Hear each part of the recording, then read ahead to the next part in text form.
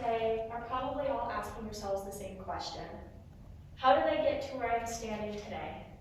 The answer to that is I walked over here because of bipedalism.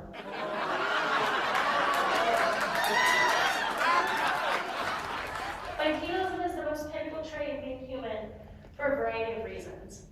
Not only are we one of the only obligate bipeds in the animal kingdom, we are the only obligate bipedal ape.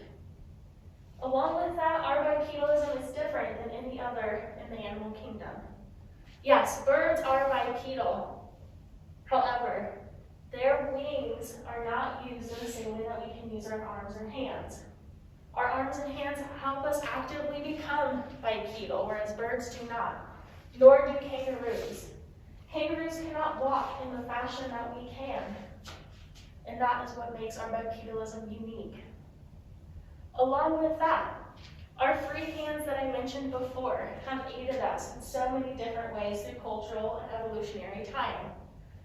Many of those things include free hands for cooking, free hands for childcare, free hands for sports and cultural evolution. No other animal in the animal kingdom can do any of the things that we can as a result of our bipedalism. Along with that, there are many diseases that humans experience that are uncommon in other animals. Many of these neurological diseases impact us in a way that impedes us from being bipedal in nature.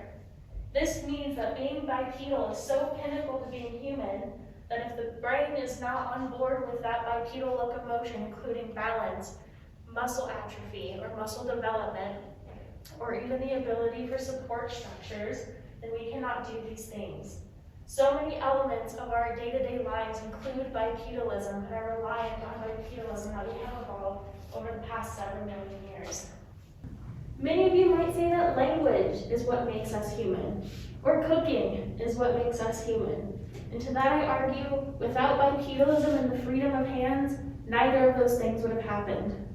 These free hands allowed us to be able to cook and process our food and take calories that allowed for these big brains. Our increased cerebellum size, our Wernicke's area, our Broca's area, all of those things that allow us to talk and communicate are as a result of bipedalism. I implore all of you to take a step back and think, why wouldn't it be bipedalism? And please let me know your thoughts.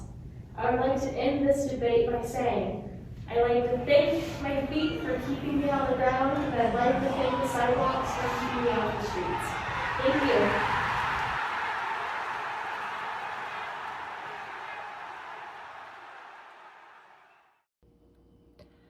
Hi everyone, I just wanted to do a quick synopsis of my video in case some of the audio dropped out for anybody.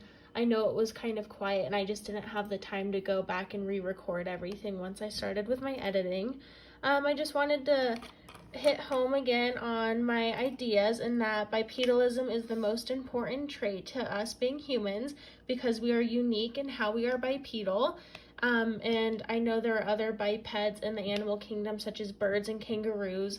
However, their bipedalism is not functioning in the same way that ours is, nor are there other apes that can be bipeds obligate like we are.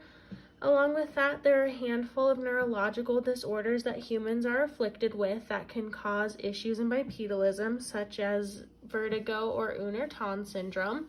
And those are important to consider because bipedalism is such an important facet of our life that when neurological disorders affect bipedalism, it can affect our day-to-day and even how well we live.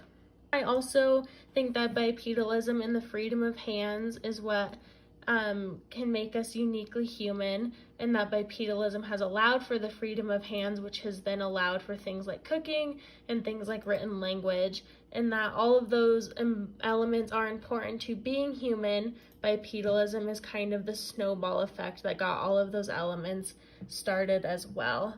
I hope you all enjoyed the video, and I'm looking forward to watching yours. Thank you.